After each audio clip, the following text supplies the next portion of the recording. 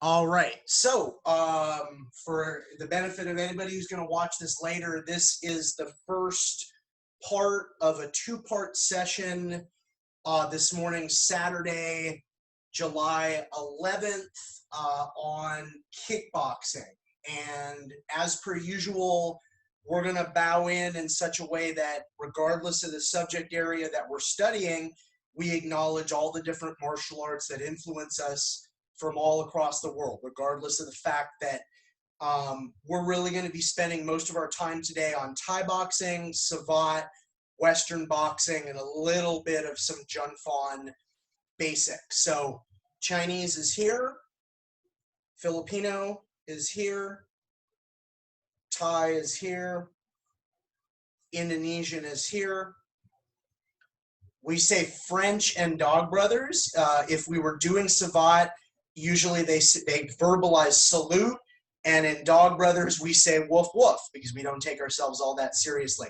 And then Japanese, we keep our eyes up and we give a little bit of a little bow. So just like a 5-minute historical introduction, mainly for the purpose of video, and then we'll get into a light warm-up. And what I really want to do is spend my time today trying to work through level 1 of my kickboxing curriculum, which I'll talk about where that's at and what's going on with that in a moment. And we'll see kind of how that goes, and we'll see if we can't maybe work into some level 2 material as well. And everything I'm going to do, I don't really have the benefit of anybody in my household that can help me today. And in my living space, I live in an apartment in New York City. I love living here. It's a very nice apartment. I don't have a garage. I don't have an outdoor space. I don't have a basement. I don't have any kind of a heavy bag. And that's probably one of the pieces of apparatus that I miss the most. All right. So as I've been trying to put out all this content over the last, I think we're going on 16 weeks, it's really become obvious to me that I need to produce things that show people, the optimal looks like this. You have a partner, they also train, you both have equipment. That's what I think is the optimal. And I, as I talk to more and more people and look at more and more people, I'm becoming aware that maybe the optimal is not something that they have available to them. So if the person teaching or offering the information doesn't have an optimal setup in his apartment, then I want to make sure I'm sharing some of the ways that I've been working on, reviewing and drilling some of this material for myself in a modern kind of pandemic sort of environment where maybe you don't have a garage full of training space and gear like I used to, but I no longer have. Okay, so anyways, I come into Thai boxing in the early 2000s when I got involved in the greater Inosanto lineage. I trained with Ajahn Chai for the first time in 2005. Okay, so I'd been in the lineage for a while, year and a half, something like that, training before I first did Thai boxing with him specifically. And, Ajahn, for the benefit of everybody who doesn't know, is sort of Thai for like master level instructor. Like we might say Pendekar in Silat, or Tuhan in Filipino martial arts, kind of similar, sort of a higher level instructor when we say Ajahn.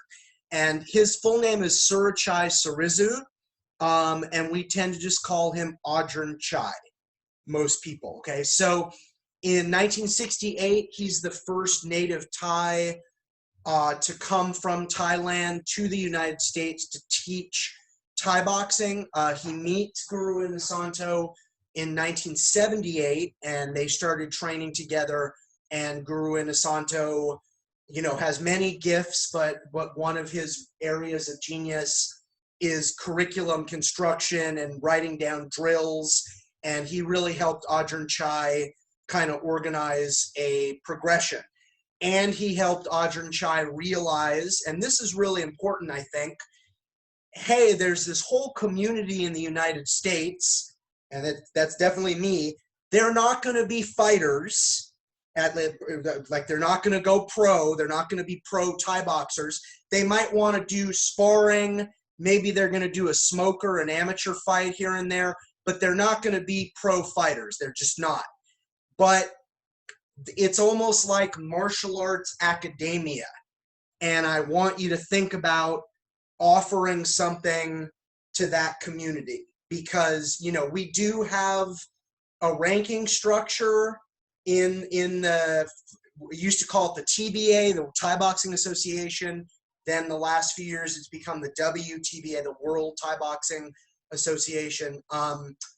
And let's just face facts. A ranking structure is good for people that teach semi-professionally or professionally, all right? And I mean, you might be like my friend Ajahn Ryan Grun in Pennsylvania. I'm wearing his sweatshirt today, where he's got a giant school, he's got a lot of hobbyists, but he also trains fighters. That's cool too. And he's very adept at that. I've always been from the martial academia perspective.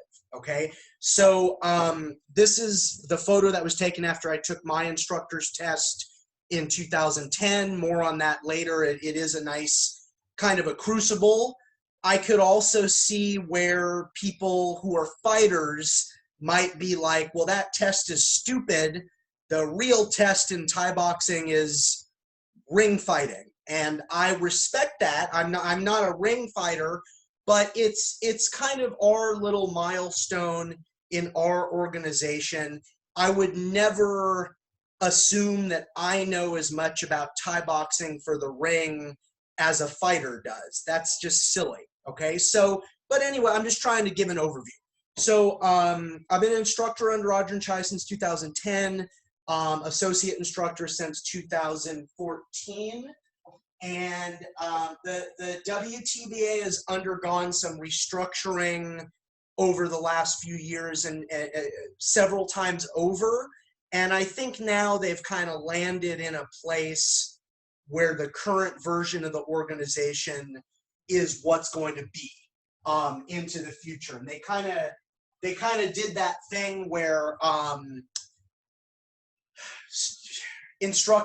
senior instructor X was in charge of it on behalf of Ajahn Chai, and then senior instructor Y was in charge of it on behalf of Ajahn Chai, and that happened 2 or 3 times, and then this last version I think is going to stick. All right, and that happens with organizations sometimes, particularly as the head of the organization moves into the later years of life, which happens to all of us. So this is my Savat yellow glove. There are 2, and I'm sorry I don't really have pictures of either of them readily available. In the Inosanto lineage, and for a lot of people in the United States, when we think of Savat, we're thinking of either usually Professor Salem Asli or Professor Nicholas Signac. And they both have ties to the Inosanto Academy. Professor Salem is also an instructor under Guru Dan and Ajahn Chai, and it was Guru Dan who recommended Professor Salem go to France and take all the examinations. Professor Nick, who I'm certified under, I have a lot of training under Professor Salem as well. Professor Nick was just a fighter. I shouldn't say just a fighter, he's a great fighter, but fighter, champion, and then had the opportunity later, after moving to LA, where he still lives, to teach Savat at the Inosanto Academy. They're both great. For anybody watching this, I highly recommend especially, knock on wood, when society reopens. If you have the chance to train with either of them, you should. They're great, okay? And just super quick, Western boxing, there's a ton of it in Junfon JKD. I did attend a USA Boxing coaches clinic many years ago. My certification is way out of date. It's something I'd like to renew because there was a lot of valuable information. That's like the largest governing body. I mean, typically they're helping out amateur fighters leading to the Olympics, but a great organization. And then we have a lot of Western boxing theory in the Jun Fawn that makes up the basics of our Jeet Kune Do progression.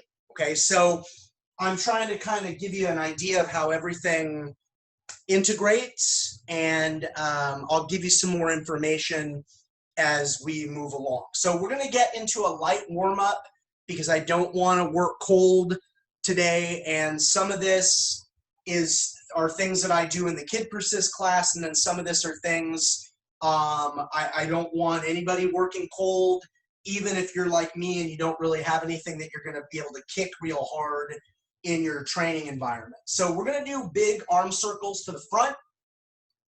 Get a light warm-up going here. Good. Backwards.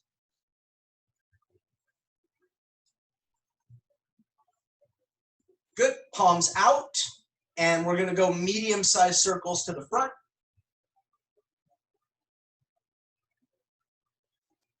Good. Change directions.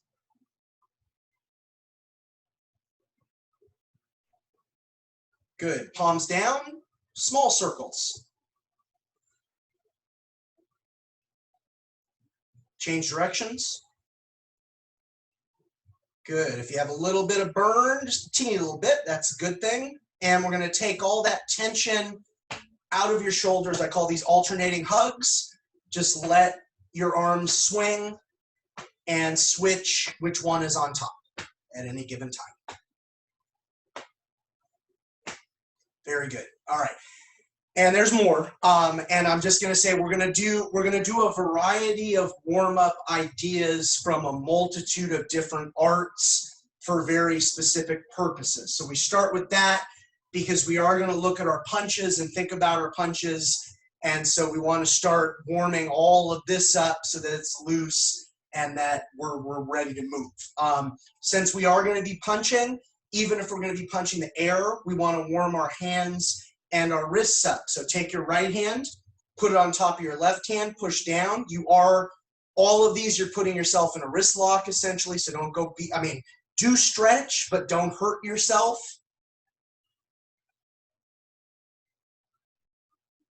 Good, palm up, and palm up left hand, fingers are gonna grab, right is gonna grab the fingers, stretched out here, good.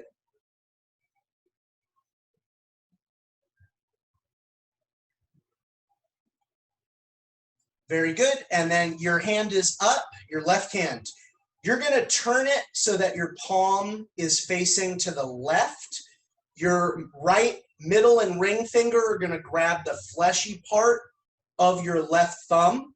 Your right thumb is going to go between the ring finger and pinky knuckles, and then you're going to pull with your fingers and push with your thumb.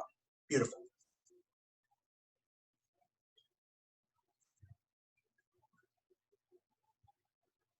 Good. And then let's repeat all that with the right hand. So push down.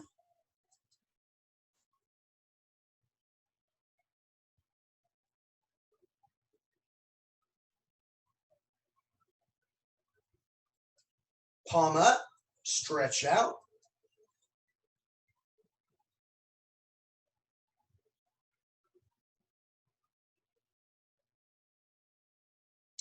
Okay, so everybody, you have your palm up, you're gonna turn it so it's facing the right. Your left middle finger and ring finger are gonna grab the fleshy part of your left thumb, and your right thumb, your left thumb is gonna go in between your right pinky and ring finger knuckle. Push with your thumb, pull with your fingers. shoulders.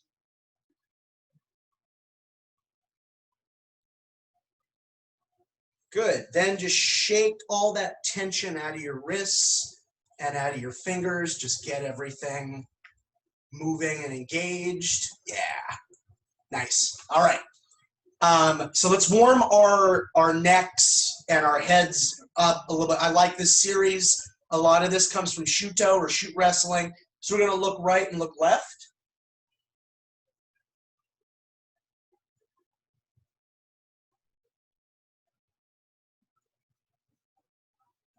Good. We're going to look up and look down.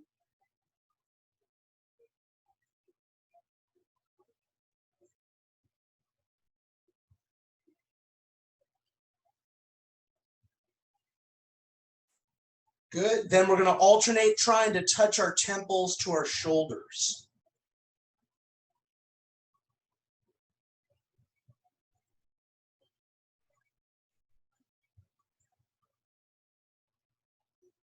All right, very good. Take your right hand, put it on your chin. Take your left hand, put it on your right elbow. Push your head back.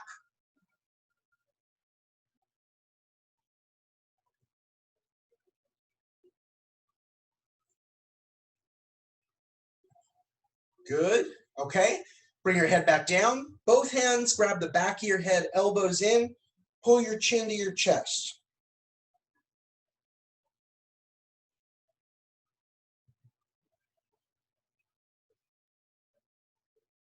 Okay, very good. Right hand is going to pull to the right.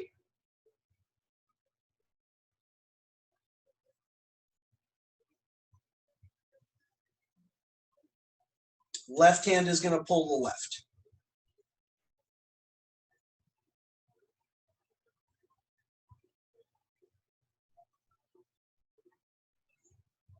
All right, very nice. I'm going to change the angle of this a little bit. I'm going to do this facing you, and otherwise I'm rear end to camera. I'm going to do this facing you and just and call it for you, even though it's inverted. If anybody watching this does it on the opposite side, make sure that you work both sides. So what we're going to do, we're going to come down into the side stretch. My left leg is straight and my right leg is bent. And we're going to switch. Right leg straight, left leg bent.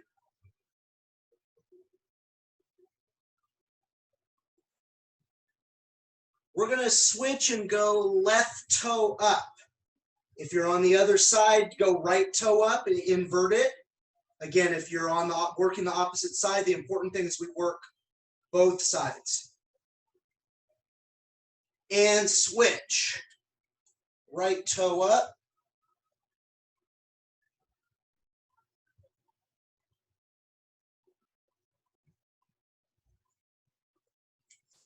All right, we're going to go left facing over our knee.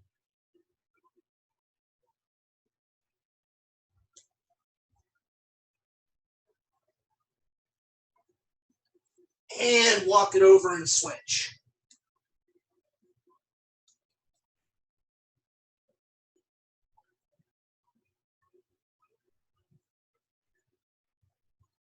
All right, very good. Just have a seat and open up. At any point during any of this, if anything hurts or you get a muscle cramp or abandon the stretch, your health is more important than kickboxing. So just keep that in mind. We're going to go to our left side.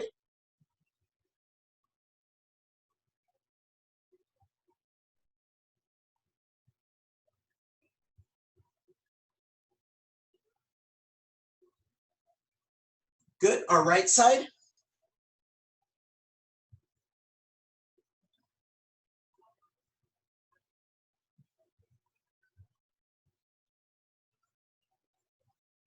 We're going to bring our right foot in, go back to our left.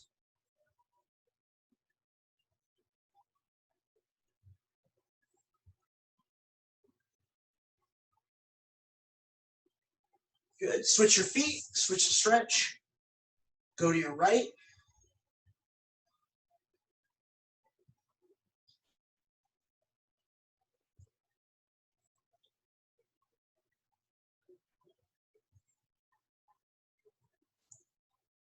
Okay, we're going to bring our feet together, pull them in, push our knees down with our elbows, and heads low.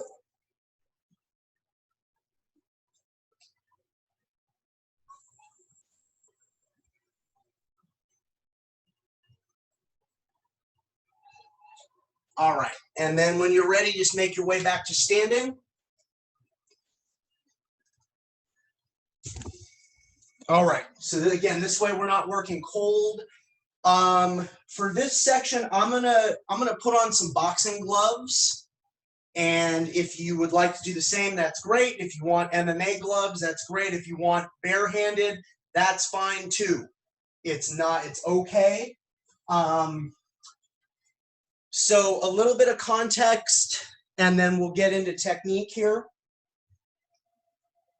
So maybe about, how long ago is this? Maybe about 3 or 4 years ago, I started writing a blended kickboxing curriculum. And this was not intended to be poor man's STX. That's the blended kickboxing program of Coach Eric Paulson, one of the gentlemen and geniuses in our lineage. I had all my time with the World Thai Boxing Association. I had my Savad experience.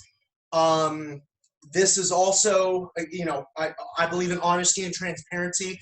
This is kind of when the World Thai Boxing Association was restructuring a few times in a row, and I didn't know where the organization was headed.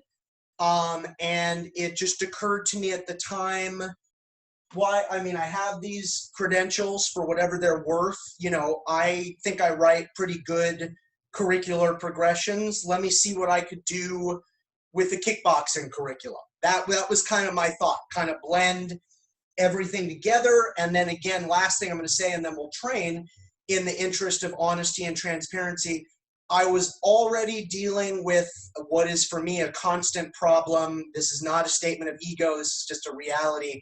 I have way more material that I could be teaching than time to actually teach it. All right. And that's been true for a really long time. So with this, I was kind of looking, you know, I love this material. I also want to get that on video. Taking that exam and passing it in 2010 for Thai boxing, that was one of my major goals that I set for myself early when I started in this lineage. So it's very important to me. I was looking for a way to kind of, and I love Savad as well, and I love Western boxing and the Junfon kickboxing elements, and I just thought maybe this, if I just had a program called kickboxing, that could kind of take care of everything, and then I could sort of focus on those elements that I really enjoy. Okay, so we're gonna start into this level 1, and I know I've exited the frame. I'm sort of keeping my notebook handy right here so that I have everything. And you know, again, in the interest of honesty and transparency, I only wrote the first 3 levels. And again, to be honest and transparent, I don't really know how many levels I was intending, maybe 5. But what I wrote, I was pretty happy with, and that's what we're going to get started with today is level 1. Okay. Let me also just say this, and then we'll get into this. This is, I like to refer to this block as martial athletics. So I love all of this material. I think it's great material. I think it has its place. I also think you need to have an awareness, hey buddy, you need to have an awareness that, okay, Yeah, you need to have an awareness that when we're talking about a competition, we're talking about a sport. And really what differentiates that is a rule set. And that's nothing bad. We just, if there are rules present, we have to be aware of how those rules and training to adhere to those rules, how that impacts our training. And again, I believe everything has value in a particular context. And tomorrow, you know, because I'm happy to do what Karen requested, Rob. I think it's great as far as Filipino martial arts, but because I have a little bit of time tomorrow, I think we're going to start our day by covering something I haven't been able to cover called lens theory. And lens theory is my way of dealing with the idea that in through the right lens, everything you can encounter, everything in martial arts has a place and some kind of relative value. Like the only thing that has no place and no relative value is blatant charlatanism, right? It's, well, you know, I need $5,000, and at the end of the weekend, if your chi is strong enough, you'll be levitating. Let me save you the $5,000. At the end of the weekend, they're going to tell you that you didn't believe strong enough, your chi is weak, but they probably have a special, you know, additional course for only $2,000 on another Saturday. But again, it's only going to work if your chi is strong, and your chi is not going to be strong enough at the end of that one. So let me save you the $7,000. Okay, so blatant charlatanism, it has no value, it has no place. But once we move past that, everything else has a value, everything else has a place. So I think we'll get to lens theory tomorrow. So just be aware, all of this material, we're talking martial athletics. Now, I'm going to get in an orthodox lead because we're going to be training a lot of this material out of an orthodox lead. And as I start introducing these, I'm introducing these from the standpoint of Western boxing right now. So my hands are up, okay? And like Rob, I see you kind of taking a Thai boxing-ish looking stand. That's awesome, okay? So everybody watching, if your hands are up and your chin is tucked down and your left side is in front right now, unless you're left-handed. If you're left-handed, get in a right lead. Otherwise, I want everybody with their dominant side in the rear, okay? Then I'm happy. Hands up, chin tucked down. My lead straight punch is always going to be my jab. When I throw my lead straight punch, I want 3 points of protection. 1, everybody see this non-punching hand glued to my face? 2, does everybody see this non-punching elbow glued to my ribs? 3, in this split second, I want to glue my jaw to my shoulder rather than doing this, or rather than becoming what one of my favorite instructors in the WTBA calls a Pez dispenser, a human Pez dispenser. They stick their chin out and you knock the head back and you take the candy. So in that moment, I want those 3 points of protection. That's my jab. You don't have to, I'm just modeling this. Were I to change leads, my right straight punch becomes my jab. Your lead straight punch is your jab, okay? Going back to the orthodox lead, my left straight punch is going to be my cross. Now, a little bit of detail work, and I've explained this before, but let's make this really explicit here. In Western boxing, if your right or rear straight punch is here, it's a straight right hand. If your right straight punch is here, it's a cross. I just refer, because it crossed your center line versus this is a straight right hand. That's cool if you want to remember that, and if you ever are gonna like train at a boxing gym, that will probably help you. But for my purposes, because I'm teaching you so much curriculum, if it's your rear straight punch, whether it crosses center line or not, it's your cross. So this is my jab, this is my cross. If it were I to change leads, this is my jab and this is my cross. Okay, so we have our jab and we have our cross. My hook, this is gonna be my hook. Now, there's no problem throwing a rear hook, but we don't spend a lot of time on it in almost all of my curricular progressions. Most people will develop a solid lead hook way faster than they will their rear hook, because the rear hook has all this distance to travel, and the coordination with the body rotation just takes more effort. Now, this is a Western boxing thing, not a Thai boxing thing, and I'll explain that in a moment.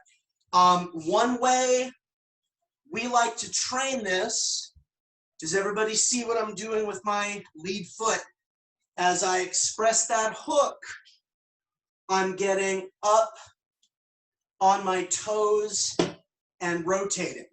Okay, so that's the hook. And the other thing I would say about the hook, and again, I'm sorry I don't have really, my son's not, he's doing his morning thing. Nobody's really available to help me right now. If, like, I'm looking at my camera, I can see it right here. I'm staring directly at it. If you imagine that's that this is the right side of your face, right? Once I go through that target zone, there's no reason to overextend, right? I want to go here, not here, because that's because your face is here. I want to knock you out and then return to my structure as quickly as possible. Like all punches, I want to assume the worst, meaning like, yeah, I wanted this knockout shot, but they moved or they bobbed and weaved, or, I hit them full power, but they have an iron jaw. I didn't knock them out. So at no point in any of this do we want to just sacrifice our structure for some wild haymaker. It's a horrible strategy, especially in martial athletics, where whether it's Western boxing, Thai boxing, Savate, the other person is training to take shots. It's not like contact is this foreign thing. So, that makes no sense if you're, yeah, you want a knockout and you're going to train your power punches, but you're not going to train your power punches like, I'm going to throw a cross with horrible abandon because I'm guaranteeing I'm going to knock that person out. No, you're not. And especially in martial athletics, nothing is guaranteed. Nothing. You train worst case scenario that when you throw a bomb, it barely affects the other person. So you want to be able to string everything together. And I like to say return to structure as quickly as possible. So right now our structure is hands up, chin down, left side in front. Whatever, Thai boxing, I might be more here. Western boxing or like almost a left lead Baizhong, I might be here. A lot of boxers, and when I work with kids, the expression I like to use is, glue your hands to your face. Unless you're punching, your hands are glued to your face. That's the expression I like to use. So you have your jab, you have your cross, you have your hook. Now the hook, the third point of protection is not possible. So, it's just not in that. You could be super tight, but you're going to sacrifice your power. You got to have this and this when you hook, okay? Because again, that's a momentary full body rotation trying to knock that person unconscious, okay? And again, you can experiment with your rear hook, but put your energy into developing a really solid lead hook. And the person to study, and I mean, I'm aware of the history because I watched it, the person to study is Mike Tyson in his prime. If you want, like if you really want to understand hooks and uppercuts, look at footage of Mike Tyson. And the awesome part of right now is it's all on YouTube. Okay. And the way he, in a split second, channels all of his body weight in that rotation, in that boom point in his glove, the uppercut as well. Really, and again, if you're like, well, I don't have a body type at all like Mike Tyson, well, don't worry about that. Don't worry about body type. Look at the attributes and look at the rotation and the structure and try to take that away and make that work for yourself. So jab, cross, hook, body hook. So the body hook's the next punch. It has the same exact mechanics as the hook, but you imagine distributing all that force like into somebody's ribs, okay? With that same rotation. And the emphasis on all of this, everybody, putting your body weight behind your punches. Putting your body weight behind your punches. Even if you're a bodybuilder, it is a mistake to assume, well, I have super big biceps and triceps. It's that mass that's going to knock the person out. No, that mass is helpful, but that mass is not doing it. It's your ability to move that mass in coordination with the rest of your body weight that's going to knock somebody out. Okay. You can also throw a rear body hook, but again, that's just that's something you can look at on a heavy bag or on focus mitts on your own. In our curriculum, the emphasis is on the lead. You have the jab, you have the cross, the hook, the body hook. Okay, now let's talk uppercuts. Lean down, let the uppercut come off your face. The uppercut, we are going to work on both sides. So lead uppercut, rear uppercut. Nice. All right. And this is coming directly. You want to dig. And yeah, if we can get the chin, we're going to get the chin. Sometimes based on the angle, if it's really tight, you might uppercut the body. But I mean, imagine just digging in underneath and coming straight up, all your body weight behind you, boom, and connecting with that chin. That's what we're looking for. So jab, cross, hook, body hook, lead uppercut, rear uppercut. Let me share with everybody, and everybody who's going to watch, one of my greatest pet peeves in all martial arts. It is this: when you go to uppercut, you disconnect and you throw it like that. That's usually when you're going to get knocked out. Okay, so there's something about the ego. We want to throw fast, straight out the gate. Like maybe I'm remiss recommending watching Mike Tyson. Like, we want to look like Tyson. Like, what do you mean I don't look like Mike Tyson? I've been doing this now for 40 minutes.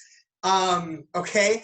And that will, dipping your body weight down, that will cost you a split second, but that split second is an investment in your consciousness and maintaining it. Because again, when you're in punching range, they're in punching range.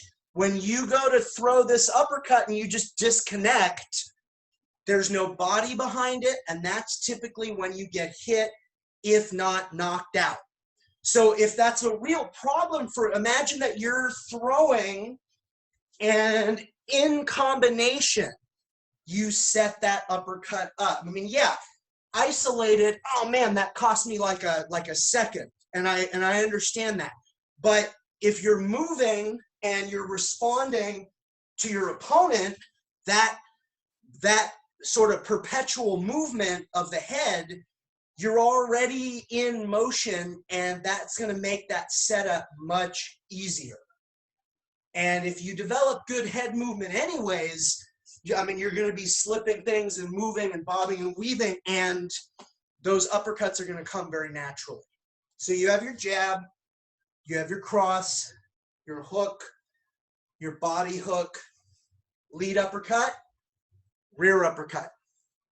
Remember, all the punches need to come off your face, particularly the uppercuts. Uppercuts have to come off your face, not from your waist. It's very important. Okay, the last punch is the overhands. So the overhands are kind of downward diagonal hooks. So I hate to bring it up if there are any people that don't want to train multiple arts, but if you do Filipino martial arts, this rear uppercut is, in a lot of systems, that's an angle 1, right? Is like the forehand diagonal line with the right hand. And then your lead uppercut in a lot of systems is the angle 2, is, you know, usually we'd be going here, but it's that line, right? These are diagonal lines. You're still hitting with where the knuckles would be. That's really important to understand. So those are all the legal punches in Western boxing. Sweet, okay? Those are all the legal punches in Western boxing. Those punches are all legal in Savate. Those punches are all legal in Thai boxing. And we're gonna add to our upper body tools in Thai boxing, and we're gonna add our lower body tools, kicks, in Savate. And just as an aside, if you ever train my Jeet Kune Do program, what I add in the hammer fist, where I'm hitting with the bottom of my hand, right, with this. And those are on the same lines as the overhands. And here's just a little aside for all the martial arts instructors out there. This is how I do things and why I do them the way that I do. In my kids program, I'll just take this off for a moment to show you this. In my kids program, I no longer teach hooks or body hooks. We slap and we body slap. And that's actually something I got from Guru Inasanto. It's an easier punch. And I mean, frankly, even for the adults out there, if you have arthritis or something like that, or you've injured your hand, and now I'm taking this out of the martial athletics standpoint, you might not want to hit with your knuckles.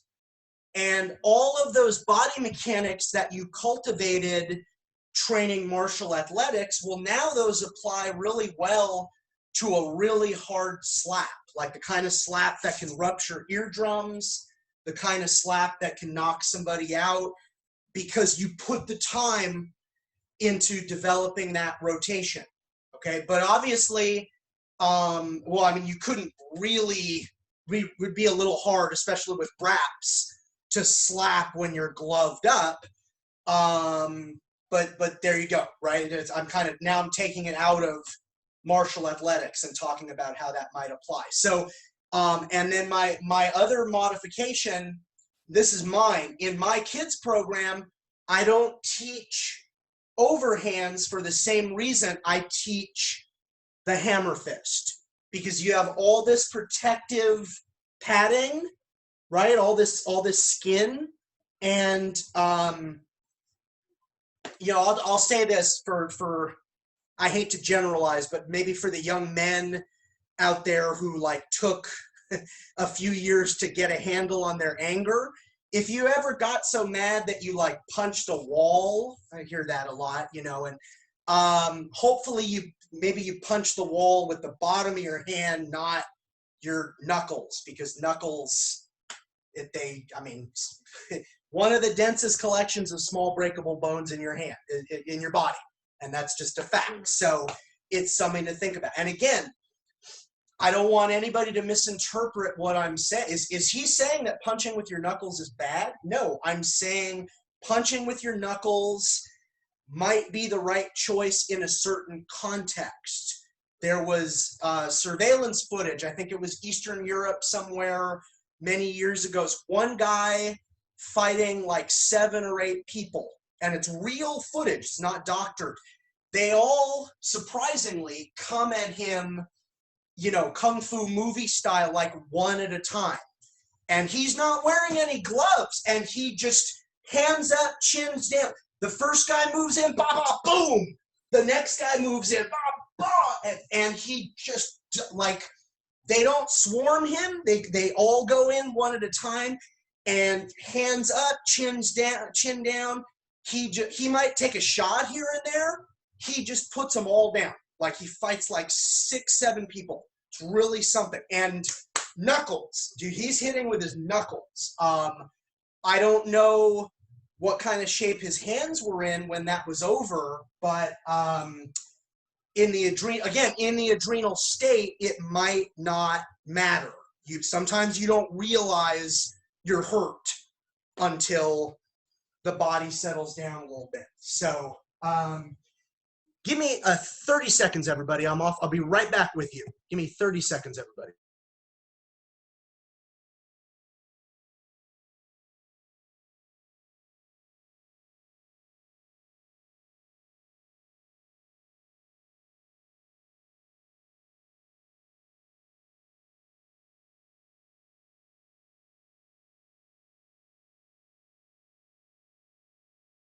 Okay, so I'm just trying to give you lots of information. I'm saying context matters. What's the context? That's something, without getting on a soapbox or using up too much more time, that's something I believe a lot of martial arts artists miss when they get into this whole style versus style, that would never work, all of this kind of dialogue. It's like, well, System X might never work in a certain context, or it might be the greatest thing ever in another context. And that's the part that people miss. Okay, so we have our punches, and now we're going to move into boxing 3 counts. All right, and like Rob, you've trained a lot of this material with me, but we're going to pull the ones that involve the hammer fist, because again, we're in the context of martial athletics. Okay, so for everybody out there, triple jab, that's your first combo. And there's a lot of nuance there, and so you could flick as quickly as possible. You could flick, power.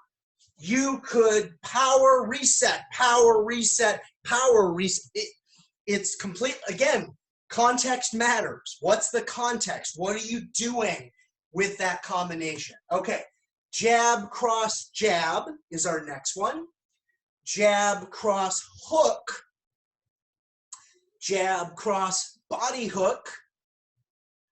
Jab, cross, lead uppercut. And jab, cross, lead overhand. In my Jeet Kune Do curriculum, where we don't have rules, let me just add this, we would throw jab, cross, hammer fist. That would complete that family. And again, though, if you're an Olympic boxer, that might get you thrown out. That punch is illegal in that sport, okay? And again, are you saying Western boxing doesn't work? No, I'm remarking those are the rules. That's all I'm doing, okay? So for memorization purposes for everybody, aside from triple jab, jab, cross, X.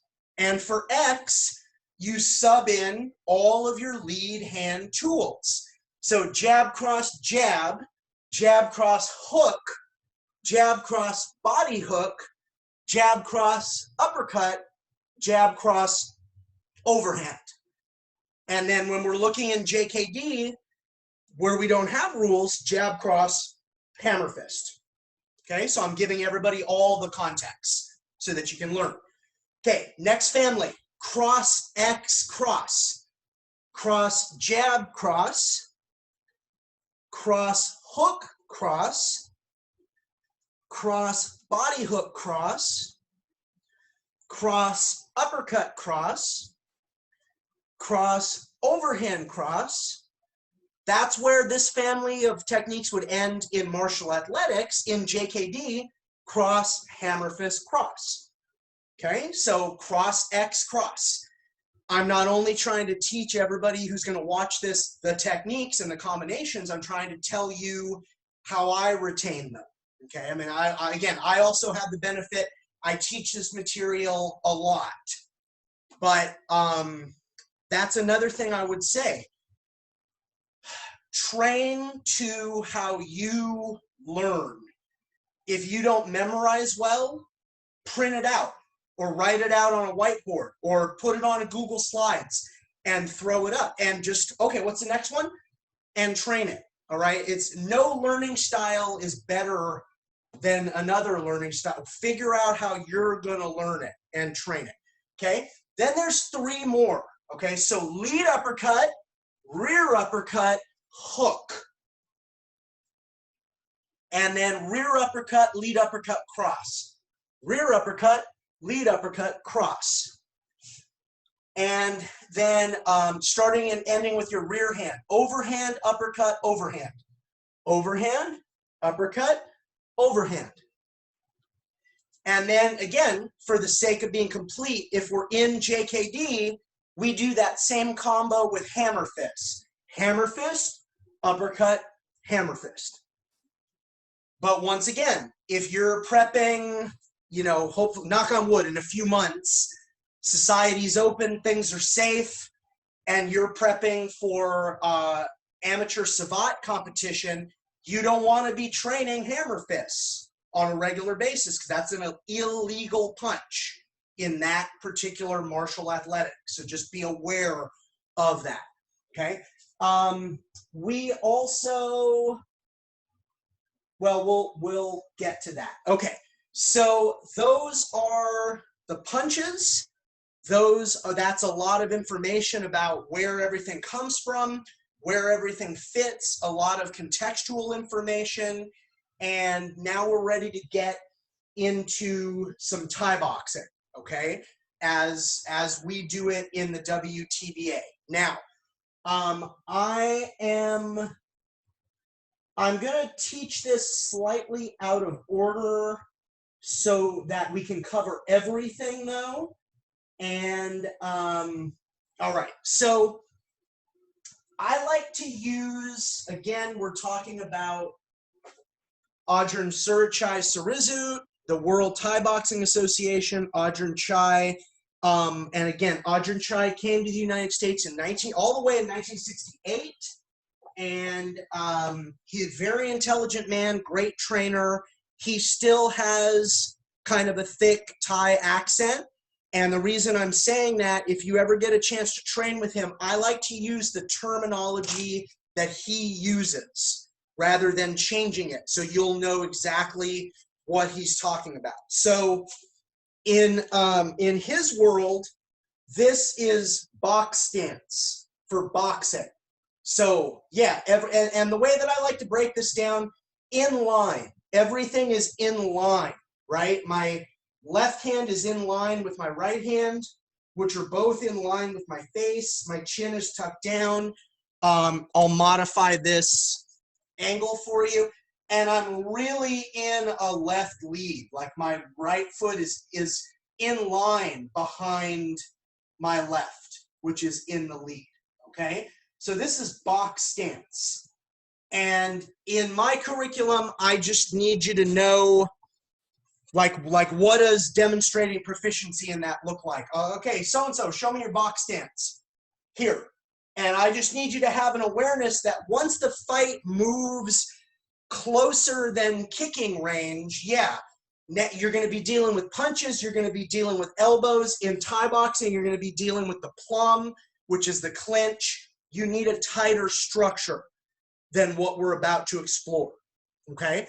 And here is where I'm going to explain a training methodology that I've developed.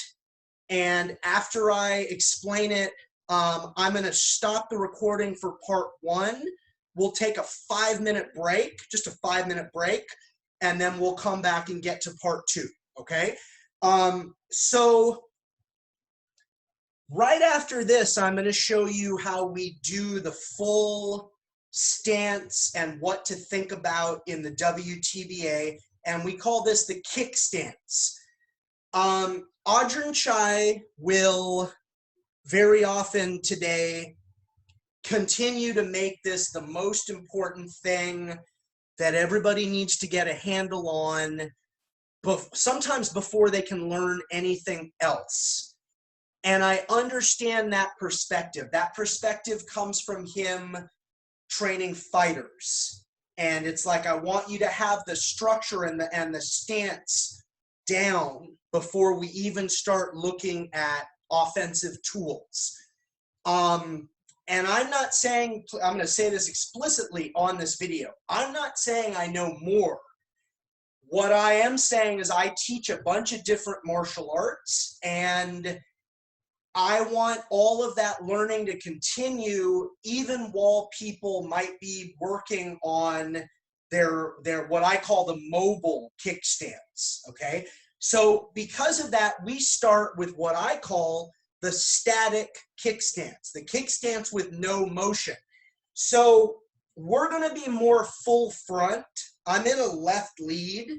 And for example, you know, my WTBA logo is on the left side of my chest, but right now my sternum is right here. My sternum is almost facing the camera directly. Like, this is way more full front rather than profile, right? Box stance was profile. This is full front. I'm in a left lead. That may be a little hard to see, and I do want to give you one detail here. I'm in a left lead. My left foot is flat, and in this static kick stance, static meaning we're not going to have any movement, right? In the absence of movement, I'm going to have my rear heel off the ground. So not flat, rear heel raised up off the ground whenever I do this static kick stance. All right. So my hands are going to be up. The bottoms, let me show you this both with gloves and not, right? Yeah, it's exactly right, Rob. So the bottoms of my hands are facing you. If you ever saw Bloodsport with Jean-Claude Van Damme, the Thai boxer who Van Damme fights in the semifinals right before the villain character, that's actually a professional Thai boxer and a friend of one of the senior instructors in the WTBA. He admits he invented this whole, if you ever saw that, like he invented this for the movie. It's really here with the bottoms of your hands facing outwards. Now, let me grab something here. The way Ajahn Chai will very often explain it is if I was holding 2 daggers in Pakal, point down, ice pick grip, that both of the business ends of the daggers would be facing you. And that's an easy way to remember it, okay? Hands are supposed to be up about eyebrow level. That's a general guideline, just about the height of your eyebrows in general. And this has changed over the last few years. Now, left hand is slightly in front of the right hand. That's hard to see when I'm front facing you. Yeah, left hand is in the lead. Right hand is closer to your face. For many, many years, the hands were even. And frankly, that made things a little bit easier. But now this is the way. I always try to stick with what my instructors are doing now, and I might show the old way just to show people have a context. But this is the current kick stance. Okay, so now and then chin tucked down, hands up. We're up off our rear heel, and again sternum kind of facing full front, as opposed to profile where we were with the box stance, all right? And again, ladies and gentlemen watching this, and I'm probably going to end this video on this, the idea of a static kick stance is something that I developed so that I could start teaching the building blocks of Thai boxing before you've got down what I call the mobile kick stance, okay? And I'm going to end on by saying this. If you ever train with Ajahn Chai, you won't hear static kick stance and you won't hear mobile kick stance. You'll just hear kick stance or stance. And that's what we're going to get to first in the second half of our session. Okay, so I'm going to end this clip. I have to do my due diligence again for everybody watching anywhere in the world. If you want to formalize your training relationship with me, please go to stoopsomalc.com. That URL will be in the video description. All right, we're going to end this first half here.